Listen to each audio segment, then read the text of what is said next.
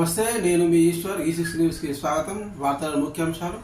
Zaheerabad parliament అభ్యర్థిగా 45,962 ఓట్ల మెజార్టీతో గెలుపొందిన కాంగ్రెస్ అభ్యర్థి సురేష్ షెట్కర్ అక్కడి నుండే పోటీ చేసిన బీజేపీ అభ్యర్థి బిబి పాటిల్ మరియు బీఆర్ఎస్ పార్టీ నుంచి పోటీ చేసిన గాలి అనిల్ కుమార్ 2-3 స్థానాలకు పరిమితమయ్యారు.